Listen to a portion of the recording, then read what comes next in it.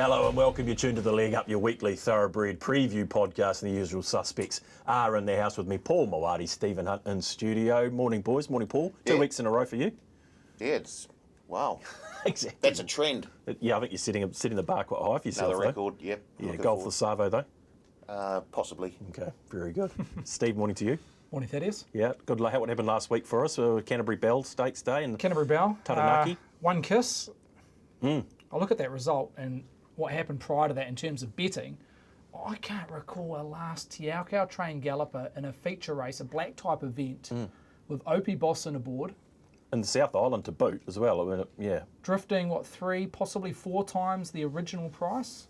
$4.50, $5 out to that middle teen line. So, gee, I can't recall, and I've been in this game in terms of position for the last 10, 15 years. So, if anyone knows a similar profile in terms of that stable and jockey, let me know. But it was just really unusual. It was unusual. I can't, even looking back on it, I'm looking at how that came about and I still don't have an answer. No, very strange. You get a few late sort of nibbles? Well, look, it was well backed in terms of dollars invested and whatnot, but you got to follow the marketplace, what it's trending around Australasia and whatnot, and it was very, very cold. We had a few happy customers though, didn't we? Absolutely, because it's got that betting profile, as I touched on. People see Opie on a galloper that's trained out of the Te Akau barn in a feature race. Yep. Well-bred daughter by Tavachi, and she got the job done. We'll talk about that race in the coming moments, no doubt, but Taranaki was, you could call on par in terms of meetings on Saturday to Riccarton, and Stan was pretty impressive early doors, been patient, the stable, the Patterson stable with that horse. He's come out and said it's one of the quickest horses he's trained, and they've had the odd issue in the last 12 months to get to the races. It finally delivered. And Fleming, look, I'm not sure what to do with Fleming. In the dash over 990 metres for 65 gallopers. Look, the race rated horribly. I'm a Rocker B was the original, or the obvious winner. Well, not the obvious, but the winner. The winner. Yeah. And just post on Fleming, look, he just ran way below betting expectation. His figures, what he produced on debut, was incredible. It was just off open class standard, and he rated way below that on Saturday. So, not sure the reasons for that, and when we see him next. But it was just one of those performances you kind of almost put the line through and back him on that debut performance, because that was very, sort of thing before you can make any decisions. Yeah. Look, the ability's there, and he's shown that on debut. It was one of the maiden performances of last season, Tom, in terms of top 5 in brackets, so in numbers, etc. So yeah, you've got to play a little bit of faith there. The marketplace was strong for him. They identified him as a very good horse. I think he SP'd $1.50, so he'll keep. But he ran way below betting expectation and what he produced on debut. Yeah, okay. Should we find out what sort of league jersey he's in today up there in Hamilton? What are we thinking? I don't know. It would be Penny Panthers, wouldn't it? Morning, BP. The old Bears, North Sydney. Good morning, mate. Good morning, team. Yes, welcome in. Yeah, it's to be a great weekend of sport, isn't it? Where you include the NRL finals, of course the AFL final with the Cats and the Swans. You've got the Bledisloe Cup to look forward to. So yeah, there's a lot happening over the weekend, and then you put into the melting pot the very good racing, and especially out of Melbourne too, where we have that little treat for punters on a Sunday to look out for the Underwood and the racing coming up on Friday night. So it's all go. Last weekend too, great Northern Day out of Te Rapa, and look, a couple of upsets, certainly in the hurdles. Abu Dhabi causing an upset, beating the 2 favoured jumpers in the race, in Nedwin and also Kajino, and that man Dummy Myers doing it once again and producing Kiddo for Sean Fannin to win his 4th Great Northern Steeplechase. So it was a good day out actually, and I thought very good racing throughout the program on the flat too last Sunday. Yeah, 100%. Speaking of this weekend on the Sunday, people have got that weird week where we move forward daylight savings and Australia stay where they are for a week, and Australian racing's coming out at like 8:30 from Flemington. I think race 1 from at Saturday Metropolitan next Saturday's off the back of the Arrowfield. So it's one of those weird weeks, isn't it? It is certainly a weird week, and look, no doubt we're all looking forward to. Well, first of all, looking forward to seeing some sunshine around the country. I know that it's very wet still, and as we look towards Hawke's Bay, that's going to be problematic because it is a very high chance a week out from the second Group 1 that we are going to be on, if not a similar track, maybe wetter than what we had last week on the first day there. So likelihood of working into that heavy 10 bracket again. I've just seen some photos from Hawke's Bay today, and look, they've had a massive downpour overnight. So that's not drying out anytime soon, and especially that water table so high anyway. Look into your mudlarks for next week. Are you seeing anything in the betting, Steve, around the Arrowfield, just in terms of that sort of stuff? I know you might not have the market in front of you, but... Yeah, well, the question marks surrounding Imperatriz. Will she start on a heavy 10? There's doubt, because heavy 10 at a mile would be right to her limit, Imperatriz, even though it's so tempting that it is a Group 1 before they go to Australia. So... Might be some opportunities in that futures market. Yeah, then possibly. potentially I for mean, customers. we'll know more in the next 2 or 3 days. If the rain continues in the next 72 odd hours, then I think she'll start if it's on that 8 pentrometer reading, but if it's a 10, they may just scratch her and go straight to Oz. Okay, well that will be intriguing in the next 7 days. BP, we'll come back to you. Your ever popular Maidener of the Week. Which way did you settle this week? Yeah, there was a few options, and we're going to say that a number of times in the next few weeks, with the racing we've had so far.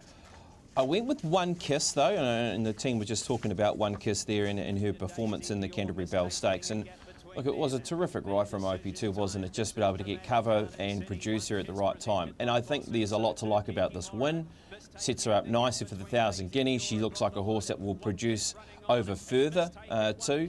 And there's a lot of good runs in this race. I mean, the Canterbury Bell will stand up perfectly suited, was great from back in the field when finishing on into second position. So like the race, which is a key, like the winner, and a notable mention too in the Maiden of the Week, and it was knocking on the door, was Stella Splendita also from the same barn when winning out of Taupō. So I think both of those fillies really deserve to be Maiden of the Week. I just went with One Kiss over Stella Splendita. Can you just sort of marry the two up, Stephen, with what we saw from her and Stella Splendita out of Taupō? Just on the Canterbury Bell Stakes, you see there the figures. They're not flash. They didn't run time. They went fairly quick, just above par to the 600, last 635.21, 7 lengths below par, and a class rating of minus 4.1 lengths. So, look, it's not flash on the clock, but I want to forgive that. I'm going to trust the eye when it comes to that particular race. I'm not sure how many horses will progress towards the 1,000 guineas. I see the majority of those horses limited to 1,400, maybe keeping it 1,200 metres, but I think 3 or 4 of them bouncing out of that race will head towards 1,000 guineas. Look, One Kiss has to be right in commission when you're mentioning the 1,000 guineas. I think it's a $10 chance now. I think roughly $41 chance prior to that victory in the Canterbury Bell, One Kiss. So a $10 chance just in behind Stella Splendita, just out of that Canterbury Bell. Look, perfectly suited, as BP mentioned, was a real eye catcher. Even I Choose You. Her concluding sectionals were comparable to the top 2 or 3 in the finish, and also Madame Gazelle. I think her dropping back to a maiden grade in any time soon would be more than competitive. But just on Stella Splendita. We're losing a stack, aren't we, in the futures on Stella Splendita? They knew a fair bit about it. Yeah, I think she opened 31, peaked at $41 in all-in betting, and you see there's an $8 price in that third line. So Opie's got a nice little choice around the 25 at number 62 selection there in Stella Splendita and One Kiss. I'm sure he's got amples of time to make that decision, probably on the back of their next start. But look, Stella Splendita, again, wasn't flash on the clock, but the way she won it, it was pretty comprehensive. She hit the lead at around about the 250 mark at Taupō, and Opie was pretty kind to her in the last furlong or two. She over-raced a touch, which is a bit of a concern getting to 1,600 metres, so she's just learning her ring craft. I'm sure Tiako, Mark Walker, will be looking to sort that out. But look, she's out of a Galileo mare, so on pedigree, on the dam side, 1,600. Zoustar is the sire.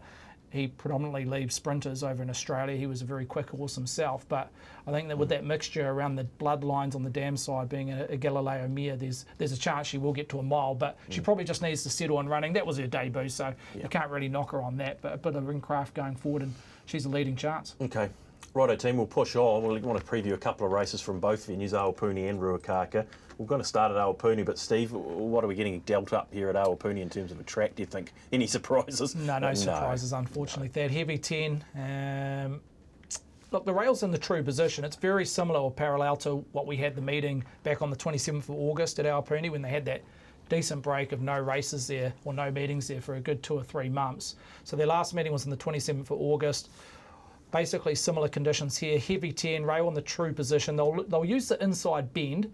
I go back to that meeting on the 27th, Thaddeus. It played fairly even. You could win up front. You could come make a swooping run, and if the tempo is right, come from that neutral position and win. So, look, they've had plenty of rain, just 4 millimetres of rain overnight, but they've had plenty of rain during the week. So I think we're going to be playing on a heavy deck with showers forecasted today and tomorrow. Yeah, I think you're right about that. Let's have a look at race number 5, the first race we want to have a look at, the Open 1200. Marsh Insurance Brokers, Farmers Transport 1200, Stephen.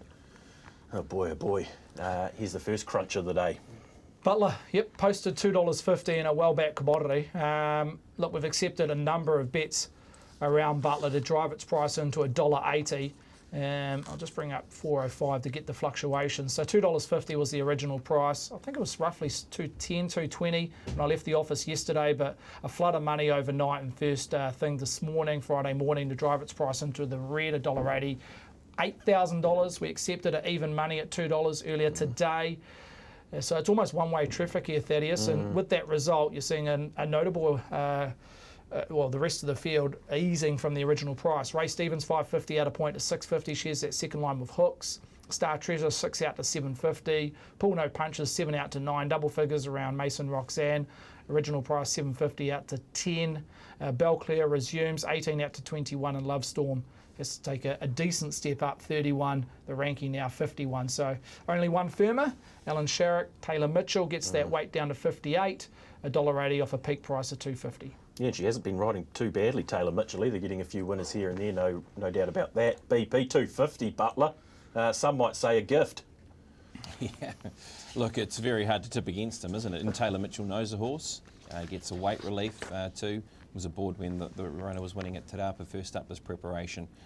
And look, he bumped into a horse that produced a freakish performance in the Foxbridge Plate, and that being Imperatriz. And he's been able to beat the rest. So yes, there was a margin of nearly 6 lengths between him and Imperatriz, but he's been able to beat the rest of the opposition, and some of those horses behind him then went on to compete in the first Group 1 of the season in the Tarzino. So look, I don't think there's any disgrace in his defeat. And look, with the way the track came up at Hawke's Bay, look, there could have been that option that they could have still pressed on towards the Tarzino. But this race, he just looks really well placed, doesn't he?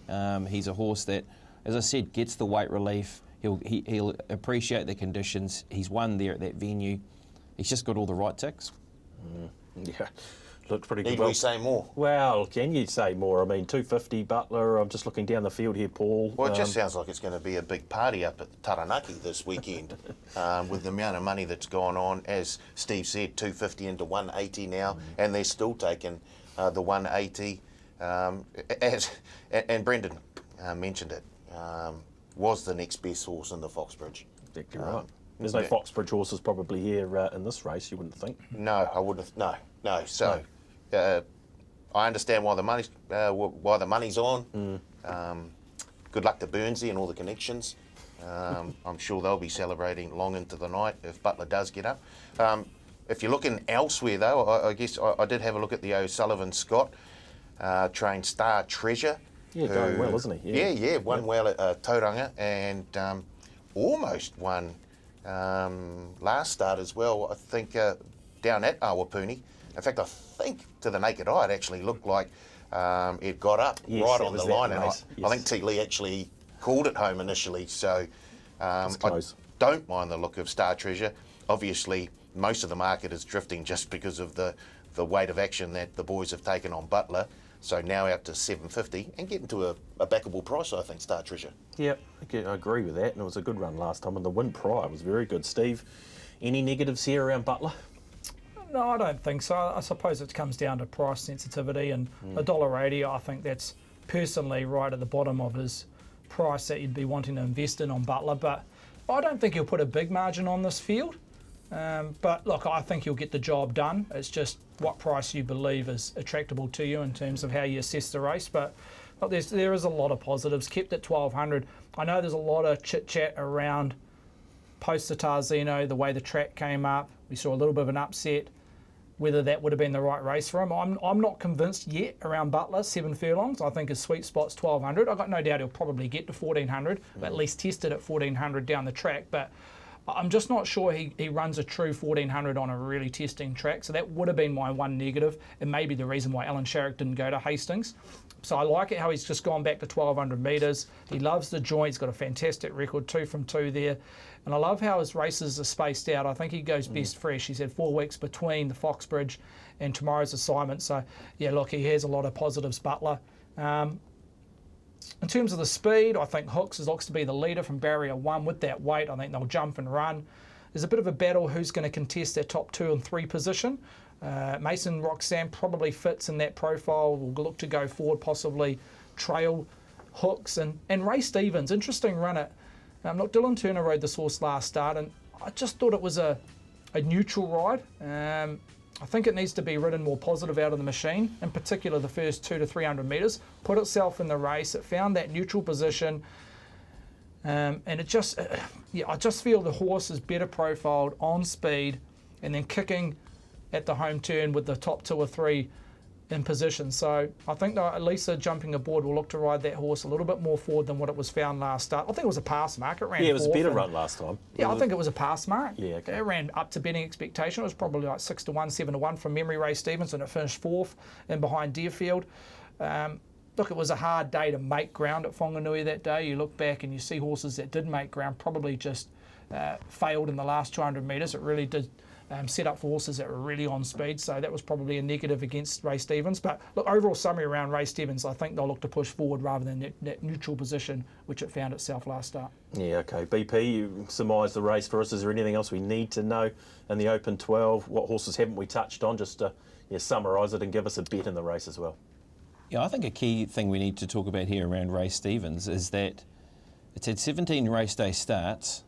Bevan Sweeney has gone to every one of those starts. Now, I have it on good authority that he is actually working tomorrow in the studio. He's not going to watch Ray Stevens. What do you want to make of that? What do you want to make of the fact that Bevan won't be there following his horse and he'll be working? Is this maybe trying to look for a change of luck? I'm not sure, but he's not there tomorrow, Bevan. So I'm keen to have her in my numbers, Ray Stevens, just with that change of luck maybe, with Mr. B. Sweeney not there. So I think she's more than capable of running in the money here behind Butler, and I'll be looking for a power play, please, around Butler to win, and Ray Stevens, maybe, 8 runners? Will you give a top 4, or will you have to make it a top 3? I'm not sure. I think there could be a top 4 there. It could be a top 4. There will certainly be a top 3. Not sure what price you'd get though. Well, no. Well, yeah, no. Yeah, a little bit more than $1.80, hopefully. But yeah, Butler to win. That's what we're looking for. Yeah. Exactly. Never know with you boys. Yeah, okay. Well, BP quite keen on Ray Stevens to run a good race. Paul, is there anything else we need to know from your dance card there? Well, can we slot Dummy Myers in here somewhere? Didn't we just say that he upset the apple cart in the Great Northern? No weight. No, Going to lead. Hooks. What do you think? could get away with some cheap. Well, I don't know. Steve? I think they'll lead. I think there was a mistake. They didn't lead last start. When it's gone its best races, it's a horse that likes to go forward, at least sit in the first two. It was in no man's land last start. So I think from barrier one, I don't think there looks to be too many contesters in terms of that leading position. And with that featherweight, he definitely looks the leader here. I'd be shocked if he wasn't the leader. Okay, Paul, what do you got? Well, Butler on top. Yeah. Very, very hard to look past. Would have loved the 250. No, okay. Any takers? No. Well, we might be able to get the price boosted up a little bit on Butler potentially. Yeah, off that dollar. Hold that thought. Okay. I'm not getting ahead of myself. Yeah. Again. Yeah, sorry. Yeah. Okay. Yeah, Butler to win. What? And you had Star Treasure there. Star didn't you? Treasure, top three. I think $2 currently, top three. Yeah. Okay. And we'll probably get a power play as well around Butler and Star Treasure for Paul come tomorrow morning. Okay, gentlemen. Race number 7 on the card. The Boringa Ingle High Metric Mile Group 3. Steve. This is headed up by an impressive last start winner. It was a very good win for Mustang Valley. Real improver second up, saying that it was a very good run first up at Te Rapa, beaten by a decent margin, but really put them away at the Bay. $4.50 was the original price on Wednesday afternoon, so almost 24 hours of trading. It's been backed into $3.80, best lead I can give. In front of Cork, $5.50. Moroni at $6. A little bit of specking around Secret and More, even though it's ease, $5.50 up to $6. Aromatic, 10 into $8.50, so there's a firmer there. Just Ask Me, basically switcheroo of Aromatic. It's gone 850 out to 10. Deerfield 850 out to 10, similar profile to Just Ask Me.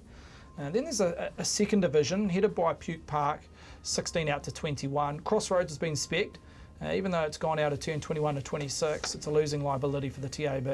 And Monforteau is best of the rest at $31. So there's a couple of firmers. Cork, Aromatic, outside the favourite, but the best lead I can give sits with Andrew Forsman, trained galloper in Mustang Valley. Yeah, KPP, the more that I look at this race as a betting proposition, the more I like it. There's a few ways we could go here. Obviously Mustang Valley very good, but the brigade in behind look competitive. Look, and I think this is a race too. So often it almost sets it up for the Mudlarks to have their last sort of hurrah, don't they, before we work into the spring. But this time round, there is a few horses here that could very easily back up next week to run in a Group 1 race. And that is not beyond the possibility here of quite a few horses, because the likelihood the track condition is going to be exactly the same. So I would keep that in mind. And Mustang Valley, who is the favourite to win this race, if she comes out and wins, well, she's $21 in the Arrowfield. Do they look to back her up if she's not knocked around too much and gets herself on a very similar track condition? So I think it is probably worthy of having a slight tenner on Mustang Valley in the futures if that was to be the case. But look, Deerfield's running well, isn't he? I mean, Deerfield's a horse who's just running out of his skin. He puts himself up on speed and he just keeps on giving. Cork was beaten by Deerfield last time out. I do like the little swing in the weights though towards Cork, which might just see her give her that opportunity of turning it around up against Deerfield when they last meet. So when these two horses last met, there's a 2 kilo swing in her favour this time round for Cork, so that's a big up for her. Maroney won impressively first up on a heavy 8, can get through that wet track conditions. And Just Ask Me, who we seem to constantly talk about how good he is closing off in his races. He has no claim this weekend, of course, but does have Troy Harris aboard. And look, they've even thrown the idea out there that they could even try and get him to a Livermore and Just Ask Me. And is also another horse that is nominated for the Arrowfield the following week. So I think there's a lot of different moving parts to this race, which I like. I think it's a really good betting race. I think we should look at a couple of key videos around the race, and I think the first one is around Secret Amour. Now, Secret Amour is a horse who has produced some really good runs in quality company. You go back last season, this horse ran 2 crackers. That race at Rotorua back in May, when the horse was able to finish into 3rd position. What was it in behind Francesca and Sassy Merlot? Came from nowhere to finish into 3rd position on that occasion, and then backed it up by running a placing in behind a Musée Moi and Just Ask Me. And Stephen, this is her first up run where she makes a big sweeping run out wide around horses, which a race has been won by the horse in front, and that being Deerfield. It was a very good run, even though she was a beaten favourite, Secret Amour, but Deerfield's going enormous at this stage. He's looking to back up for the 4th weekend in a row.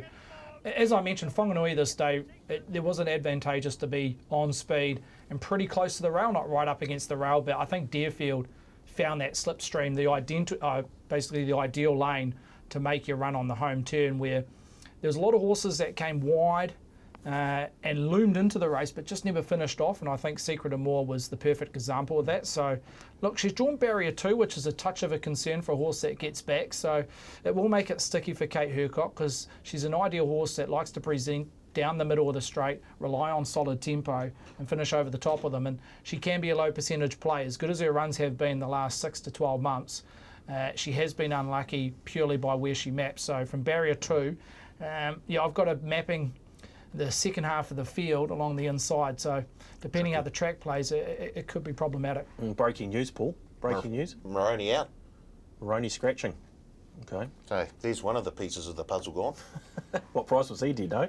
Was it $6? Yeah. Yeah, so what's the deduction? 0. 13%? No surprises. Oh. Would have been, what, 13? 80 divided Yeah, it by would have been 6. 13. Yeah, exactly. Very good. Managed to squeeze that in again. BP, not a bad effort, is it? Steve, I want to talk about Mustang Valley because I looked a very good win at Hastings, and I think we might have that replay somewhere buried away. In fact, here it is. Yeah, this was a very good win this day. Yeah, really good win. To do what she always showed promise as a 3-year-old, but I think she's really come to age, and I've got her clearly on top. I've got it starting somewhere between 3 and 380, so even 380 is a peak price for Mustang Valley. You look at this, look, they didn't go hard up front, so it did suit on-speed horses. The last 600 rated through the roof, 3.4 lengths above par. Now that's open class figures. Dropping back to class rating was still plus 2.9 lengths, so that suggests you can make the step up. You weigh this performance to the 1400 metre race prior to this, which happened to be the Tarzino. Just on raw figures, it was 2.2 lengths superior than the Group 1, and they were back-to-back, obviously on the same track and same distance, so you can get a nice blend there. Look, it was a very good performance on the eye, but also backed up on the clock. So everything's pointing towards her as the horse to beat, Mustang Valley. And I just look in terms of tempo. Run Like Boo will go forward from an outside marble. Also Puke Park, barrier 11 will look to go forward. So there'll be that initial speed. And I think they'll go at least even tempo throughout, so that should suit it up for all runners. And obviously Deerfield will look to hold a spot from barrier 4. He potentially is the leader from his past 3 or 4 starts. So look, I think that it should suit all runners knowing what we've got in terms of the map and tempo. Hope you got the 380 around Mustang Valley while we were talking. $3.30 now. Paul, got an extravagant sort of front leg action there, Mustang Valley, but it was impressive. It was, and if you were listening to Andrew Forsman on Friday morning, this morning, Yes. he labelled it as I guess, bet of the week. So if you did get the 380 before the Moroney scratching, you Maybe didn't want to demoralise Moroney. Yeah, Scratched it, Andrew. yeah, exactly. Very, very hard to see her getting beat here, now into $3.30. Once again, I can't look past Mark Walker. Did that in the Canterbury Bell. I've learnt my lesson. Yeah. I'm going to factor that into my future staking plans.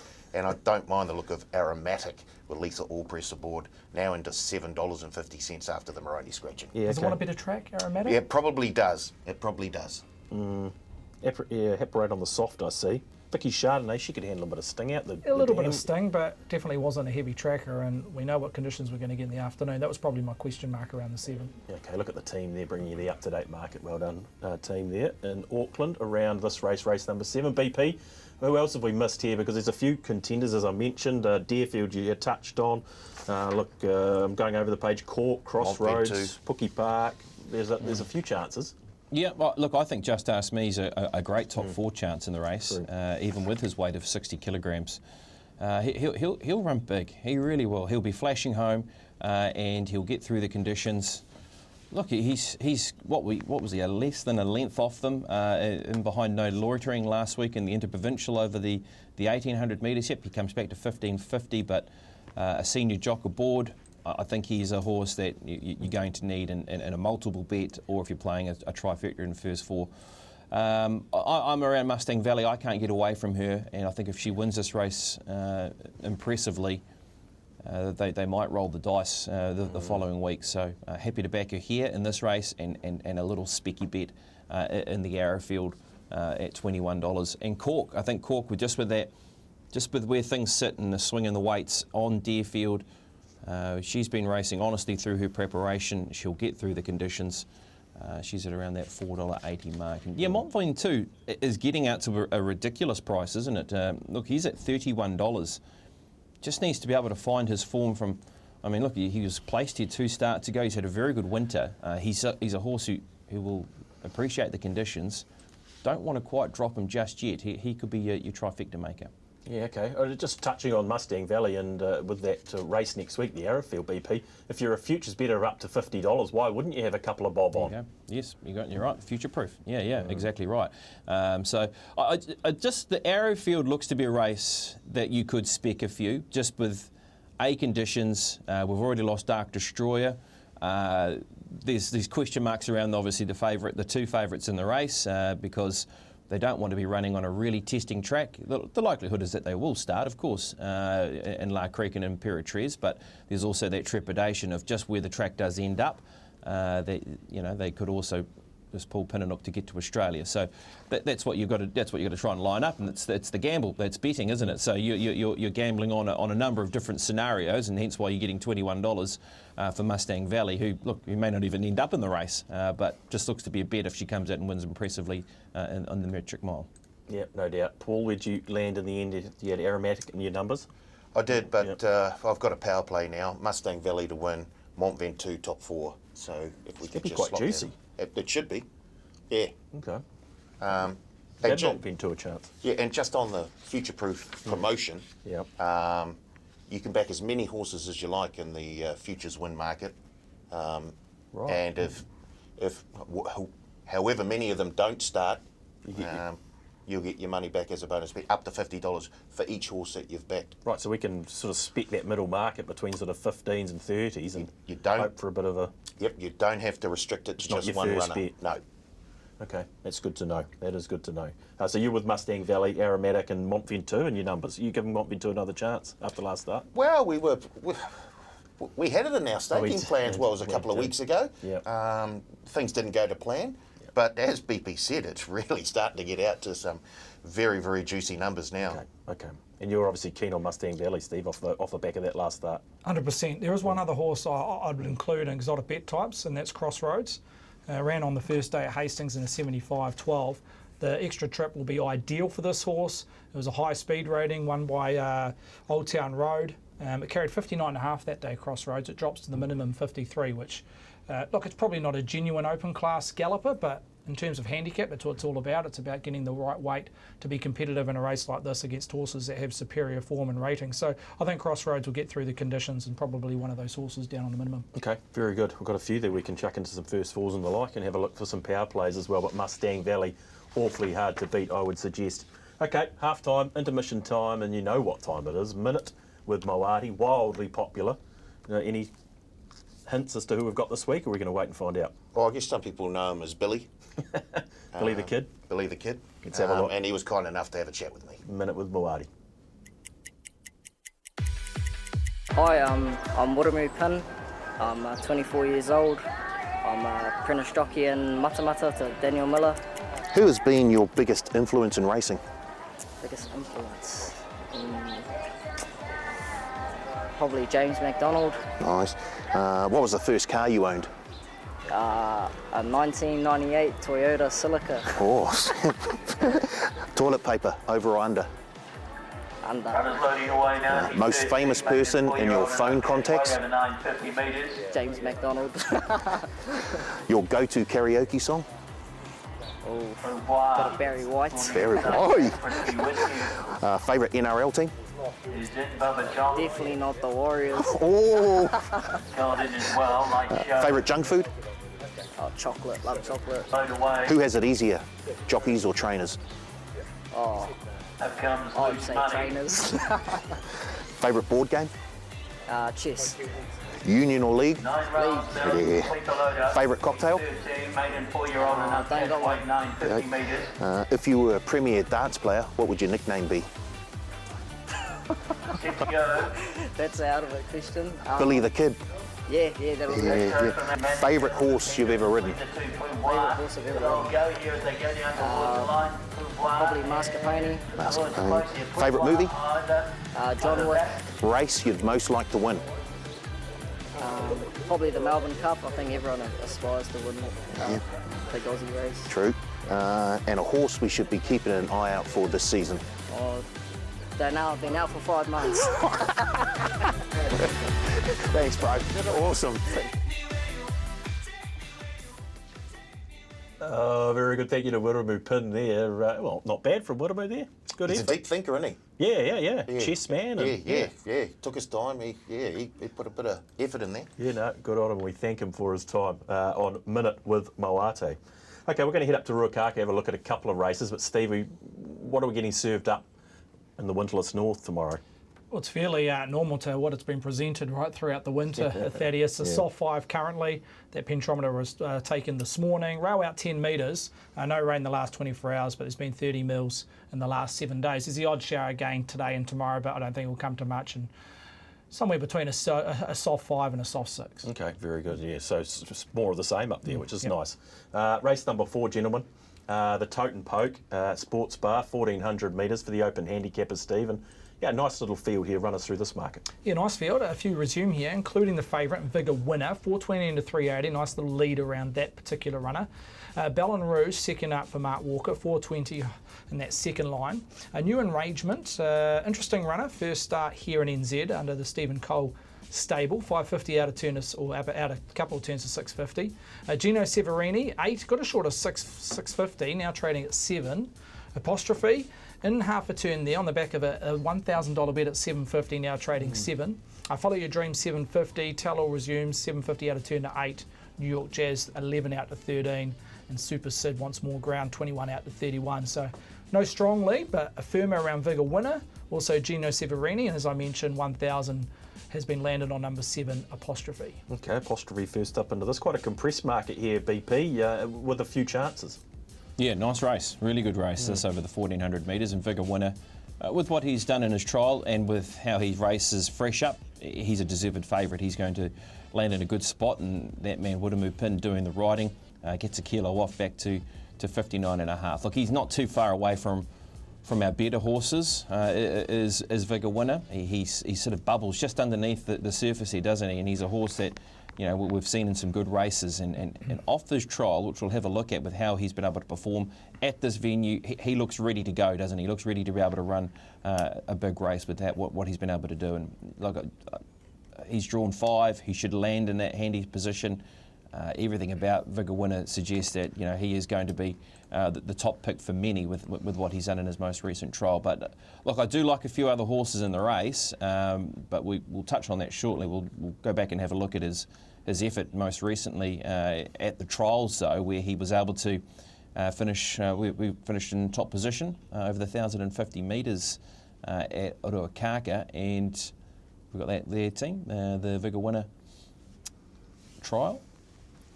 Don't know if it's Yep, here. here it is. Give him a kick, BP. Give him a kick. Got there eventually. Yep. So this is Vigor Winner at the trials, and look, it was a really good trial from him. He's been able to land and put himself there, and he sort of just fought off GC and was able to run away quite nicely in the end. Look, also in this trial is Tell All, who finished into 3rd position and has had another trial since then. But yep, good soft trial, and he's going to be a massive chance. I like Gino. I do like Gino, and we've spoken a lot about him in the past. I think this race sets up beautifully for him because he's got a good barrier draw. He's drawn in barrier number 2. He bounces out of a Foxbridge plate where he did not like the track conditions. He gets a better surface on the weekend. Ace Lawson Carroll aboard. He's got a couple of really strong rides there. Tomorrow does Ace. And just with his form in those better races, second up he ran 4th in a Tarzino, then he was Group 1 placed in what is now the Yarrafield, but of course was the Windsor Park Plate. He knows how to perform at the elite level. I think he's a horse that will appreciate conditions. $8 was a great price around Gino Severini with where he can land close to speed. I like him a lot.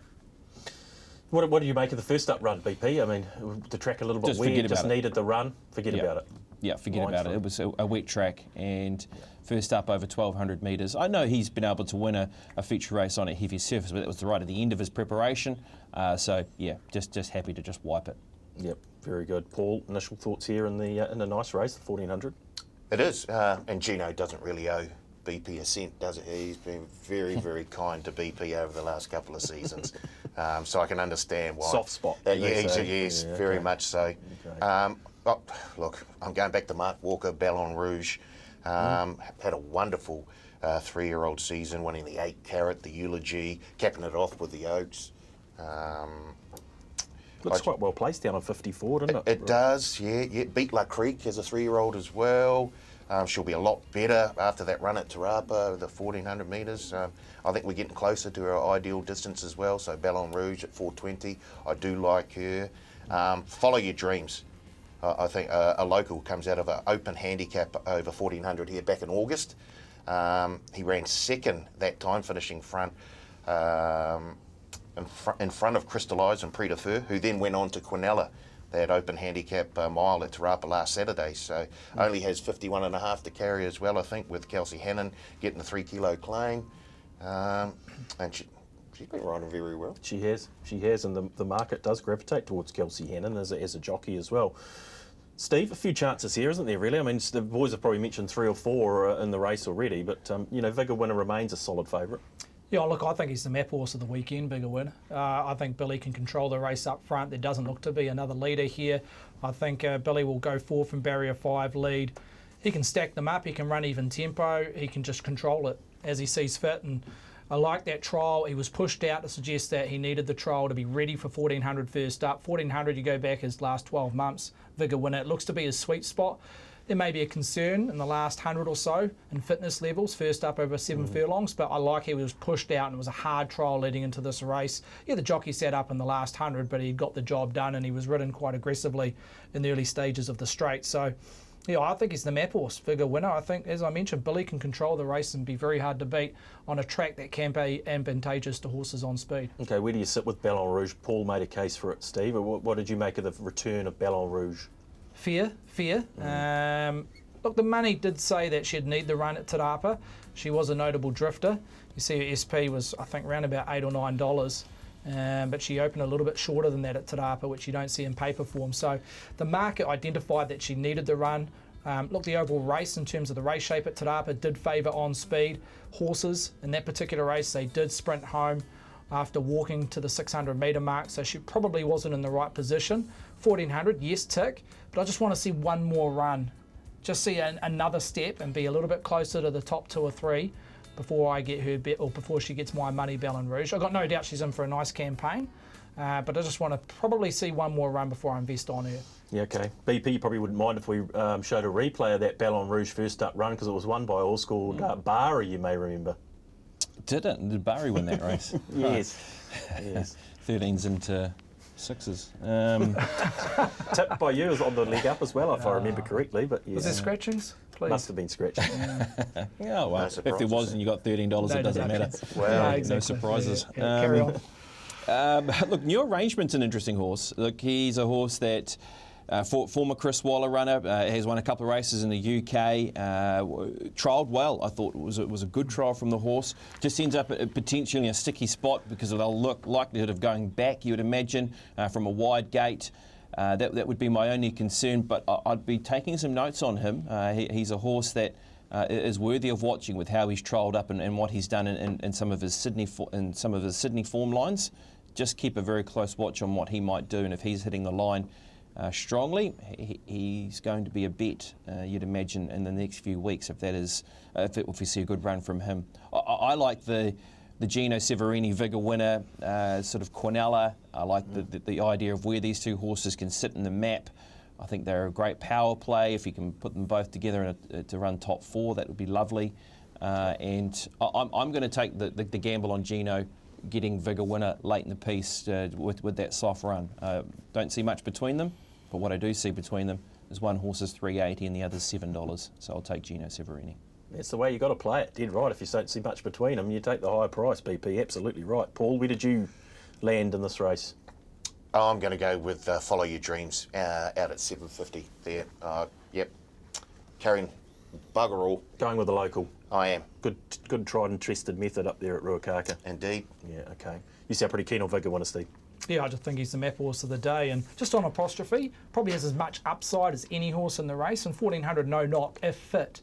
So we'll just keep an eye on that $1,000 price. suggests he might be ready. Yeah, possibly, or a loyal owner, but look, she's got a nice campaign, I think. 16 plus, being by Tavistock, shouldn't be any dramas deep into her preparation, but she does have 7 furlong form last preparation, but whether she's ready or not remains a question. And just New Arrangement, best figures have been over a mile. Yeah, I don't see a lot of money for him early either, which is interesting. No, and BP mentions it might be sticky in the map. Ryan Elliott has a job in front of him there, but 1600 looks to be a sweet spot going on his form in Australia. Okay, let's move it along, gentlemen. Meeting 2, race 6, Ruakaka. 3 wise north and 1300 metres for the 3-year-old Stephen.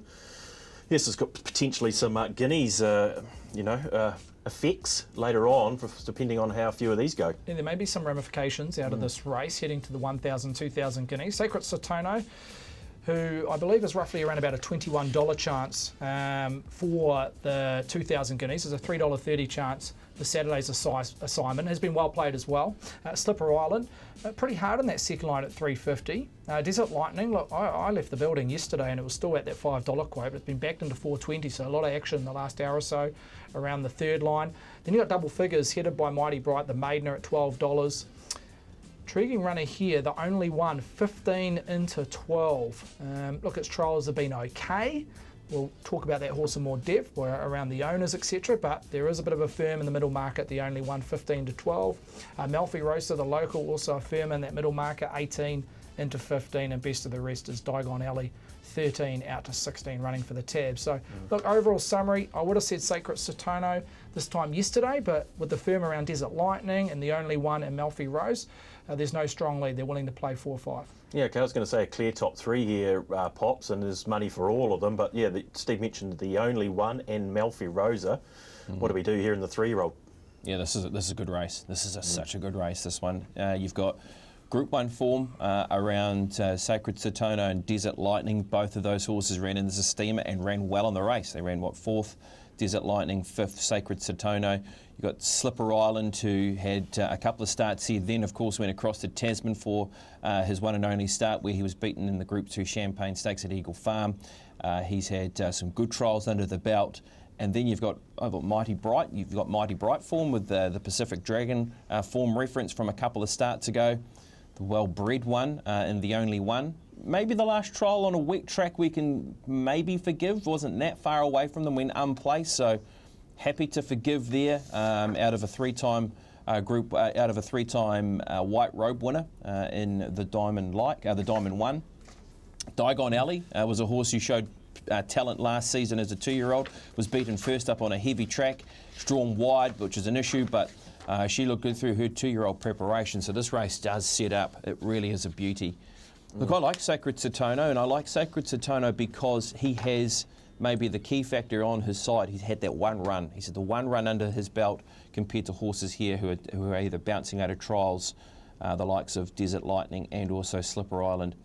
He's a horse who had a bunny to chase in that synthetic race out of Cambridge last time to the races. It was only a short course, 970 metres, one breath race. Aote got going and said, right, you have to jump. If you're any good, you have to come and get me. I've been around this joint for about 5 or 6 starts throughout the winter, and I'm going to see if I can win my first race.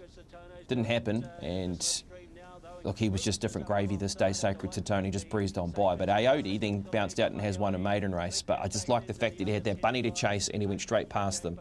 He's a nice horse coming back into a 3-year-old preparation. He's a good draw, and that one run under his belt could be the key factor for him here on the weekend. Stephen, your thoughts on what he was able to do there on the clock?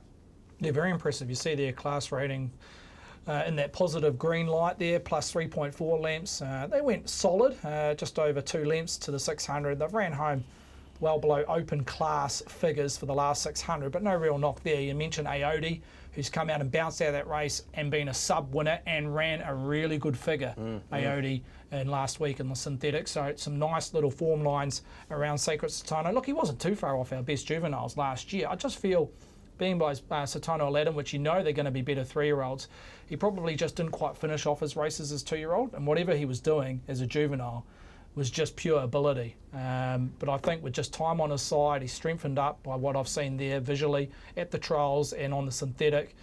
He's in for a very good campaign, Satono Aladdin. He's been well backed, obviously in this market, but also down in Riccarton. So the connections have at least one eye on the 2,000 guineas in the early stages of November. Yeah, okay, Paul. What are your thoughts here around the top 3? And I see money for Melfi Rose.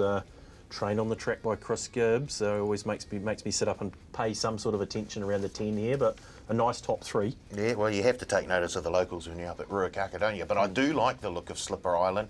I know only coming out of a trial, but did look very, very fit in that trial on the synthetic. He's had 3 trials leading in, so yes, he's got to be fit. And he did look fit in that latest trial as well. He had a successful 2-year-old campaign as well. Yeah. Beat Perfectly Suited last season, who has gone on and wasn't far away in the Canterbury Bell. Ran well. I don't know. I think he needs a bone-dry track. He had Slipper that run in Island. Aussie, didn't he? He had that run on a soft track, a genuine soft track in the Champagne Classic, and look, he finished midfield, but the reports out of the stable, they've been holding back this horse, hoping for a better track. They've had to go to Ruakaka to find that. So soft 5, they'll be hoping for an upgrade, maybe around that 4 pentometer reading. He might get away with the soft 5 that's presented at the moment, but yeah, I think they're working back from a 2,000 guineas. It's just trying to find that firm surface between now and November. What about Desert Lightning? You see it's shortened up. It's probably the other one that we haven't talked probably enough about of the top 3 there. A bit of a move for it, so it's obviously ready to go, you'd think. Yeah, I loved his run in the Group 1 at Ellerslie. He came back wide and charged home late and behind some very good sorts, including Lickety Split, who's performing thus far as a 3-year-old filly. So he's got the right form reference. Not sure where he gets to in the map, barrier 2, probably in that neutral position. He hasn't shown huge tactical speed in a light sample size to date, Desert Lightning, but look, the initial money's there. I think he's almost found his bottom price at $4.20. I do believe Slipper Island, as we touched on, should be ready to go on the back of those 3 trials, and as BP's alluded, Sacred Satono's had that one run under the belt. So, look, the top 3 do stand out in themselves, but look, the only one is an interesting runner. And Malfi Rose, just a sense of timing, has been getting better in all runs to date on the home surface, and got beaten by a smart one last start. So, yeah, nice race. Okay, BP, well, what are we going to do? How are we going to attack this one? And yeah, do we have to respect that local money around Malfi Rosa? But yeah. Yeah, I think both those, even on the wall, is probably not the worst as well, but beaten in the same race behind Sharp and Smart. Malfi Rose ran 3rd on the wall, was in front and only faded late in the piece to run into 5th position.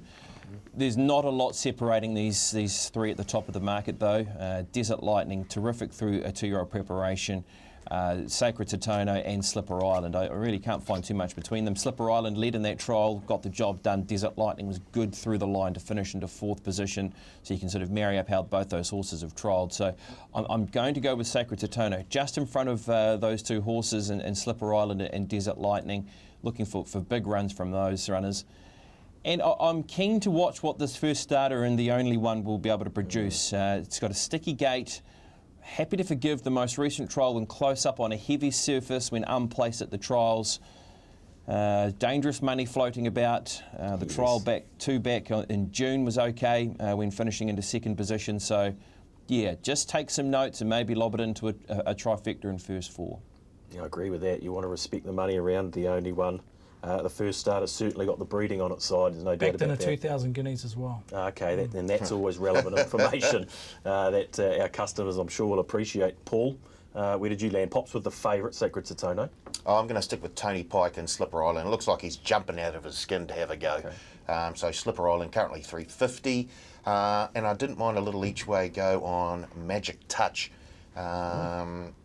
Another Satono 11, I see. Indeed, yeah. And Sam Spratt jumps on this time as well. And I thought the run, it wasn't the worst run against the older horses last time.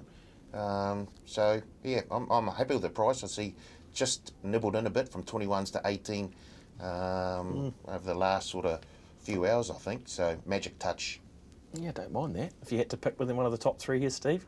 I'll go with Sacred Satono, just that he's had the run under the belt. Well, I've liked what I've seen prior to that with the trials leading in, and he looked to be a genuine 3-year-old type from last year, even though he wasn't too far off our best juvenile. So, yep, he looks to be the one to beat Sacred Satono, and looks to map well as well from barrier 5. Yep. Okay, well, it sounds like the lads generally with the favourite, although Paul thinks Slipper Island will be resuming with a win in that 3-year-old, which, as Steve rightly says, will have Guineas ramifications. Okay, guys, got to get to our best bets. We'll start running out of time, as we always do every week. We want to start with Pops. He's found himself a little niche. He's the maiden hurdle master. He's clawing his way back. BP, where are you going this week? Where are the maiden hurdles this week? They've disappeared. So we were going to go with... Look, I'm going to roll the dice here with my best bet. I'm going to go with Gino Severini. As you said, Paul, look, he doesn't owe me anything at all, does Gino Severini. But what I like about him is he is at an attractive price, and that's when I love to step into Gino Severini, when he's at a price. He's got genuine Group 1 form, does Gino Severini, and so often he is underrated. And I think that could be the case here again in this race. With where he sits at a price of $7. His biggest danger will be Vigor Winner, but I think he can produce something second up. Happy to be on him at around that $7 price. Nothing wrong with going $7 shot for your best bet. Paul. No, You'd echo those comments. Just on Gino, I just looked back last prep. He had 10 starts, 8 of them at Group 1 or Group 2 level. So Right. where's his price stop at? Where have you rated him, BP? I see $7 off a peak of 8. Where did you have him? I thought he was honestly around a sort of a 550 chance in the race, to be honest with you. I'm the other horse that we sort of didn't touch on the race is Follow Your Dreams. It was one of the ones that I was a little bit worried about in terms of being sticky if they want to push forward with the horse with such a light weight. That would be my only sort of little concern, but that might play into his hands if that was to come up and sort of sit alongside Vigor Winner. But I sort of around that $5 mark. And the other thing too, he ran a cracking race in that Counties Bowl race too, which of course was Levante, Rockin' Horse and Co. And he wasn't too far away in a race like that too, which wasn't at the Group 1 level, but he bumped into a whole lot of Group 1 horses. So yeah, he's a quality galloper. Yeah, okay, very nice. Going for a bit of a price. Time to swing for the fences for BP. He's decided to have a go, going for 3 in a row. Paul, where's your best bet this week? Yeah, I won't swing for the fences. So I'm heading to the not like 2-year-old race at Ruakaka for the 2-year-olds. And we're going to need a scratching to get in as well. But I did say I was going to factor in the Opie Boss and Mark Walker tandem. So I've gone with Ku Cullen. I think that's the pronunciation. Okay. If I've butchered that, I apologise now. He was a great jumper, wasn't he, Ku Cullen, Cullen? and They I put a gap in the name there. I anyway. think that's an entity from Irish or Celtic mythology, Ku Cullen. Okay. Currently 230. As I said, needs a scratching to get in, but really did like the look of that trial as well. Okay. So, Ku You Cullen. fed that horse, Bob Ortridge. I think you're right. Yeah, it was a good jumper, He wasn't he? won Great Northern. I think the horse you were talking about, Ku Cullinan or something like that was the name of that horse, was it? Yeah, I don't know whether it was just put together anyway. We can do a bit of research. Maybe we'll work it out by next week. But yeah, we're on the same page, BP. I think we certainly are. Yeah, this Ku Cullen isn't a jumper. No, he looks Yeah. pretty sharp. Yeah. Yeah. If he was All in right. this race, he'd be no chance. No. The old Ku Cullen. It's quite telling Opie Bosson on the emergency. Yeah, exactly. I'm sure he would have had the choice of 2 or 3 in that race. So. Yeah. No, Paul, I'm sure Paul's factored that in. Anyway, doubt. get to your best bet, Steve. Where did you go? You're still in front. You're still in front of the game. They need you to lift, though. Yeah, I've had a few seconds, but Yeah. we'll try for one better. That horse there in picture shot YOLO in race 3 in the rating 75 Stayers race. Look, she can be maligned at times. I appreciate that, but look, she comes off a successful betting plunge on this day. She opened double figures, got backed into $7 at Whanganui over 2,040 metres. Her speed rating was through the roof, 7 lengths above par. When comparing the performance against the open race on the same day in distance, it was 2 lengths superior. So, look, she just needs to replicate that. Look, outside the 800 metre 2-year-old dash on that day, individually YOLO recorded the fastest 6 and 200 of the meeting. So she was flying on that day. The market identified that. As I mentioned, she just needs to replicate that. She finds herself in a similar profile on the weights, YOLO, and she's a $5 chance. Very good, $5. Nice. So we've got a bit of value this week among the best bets. Okay, guys, it's time to wrap it up for another week. Let's touch on a few things. Now, we want to bet on our boosted runners tomorrow, Paul. We had the Twitter poll last week, didn't we? Around boosted runners. We're going to go again, aren't we? Yeah, we've got another poll, and there are 4 that you can vote on. Chevron and Vigor Winner up at Ruakaka, and Butler and Mustang Valley at Awapuni. Vote for your best one, The one you want to see boosted. the one you want to see boosted, Yep. and the top 2 out of those 4 will be boosted on Saturday. Okay. Chevron been well back too. Just It'll be a note. interesting because Butler and Mustang, they've all been well back to No, be they fair, so have. we might Yeah, be in a bit of no trouble. doubt. Yeah, look, I'll let you into a little secret. The boys don't want Butler or Mustang Valley boosted. So, if you wanna see these boys cry on the weekend, You're a turkey. I'll get them in there somewhere. And if you leave a comment, Yep. you'll go in the draw to win a $100 bonus But that bet. poll's going to close at 4 o'clock on Friday, so this is for our faithful Friday viewers. If you want to win a bonus bet, leave a comment under that poll, We'll pick and one. we'll select We'll a pick- winner for a $100 bonus bet. We will. That's Yeah. on Twitter. That's on Twitter. On Twitter. Yeah. The Okay. poll's up right now. Okay, very good. And no deductions we've touched on. Bonus bet blitz, I presume's in play on Saturday. Yeah, it is. It's a wee bit, as BP said, it's a crazy weekend sporting and racing got wise. everything. So what we're doing the first 2 races at the Valley Friday night. Yes. Moya Stakes night, of course. We've got the first 4 races from Awapuni, Ruakaka and Rosehill. Yep. And then Sunday, we're doing the first 4 races from Sandown. Okay, so there's Okay. a few races to sink our teeth into. Yeah. Thanks, BP, for your efforts today. Looking forward to the weekend, no doubt. Big weekend Yep. of sport. Massive. Can't wait for it, lads. Yeah, very good. Thank you, gentlemen, for your help as always. Looking forward to Arrowfield week next week, aren't we? Yes. Yeah. Interesting, the Good. makeup of the field. Still Yeah. futures running. Yeah, we'll keep- 260 Imperatrice from memory. Okay, 260 could be a bit of something to play out there, I'm sure. No doubt you'll be interested, no doubt you'll be watching, and we'll see you again 7 days' time on the Leg Up.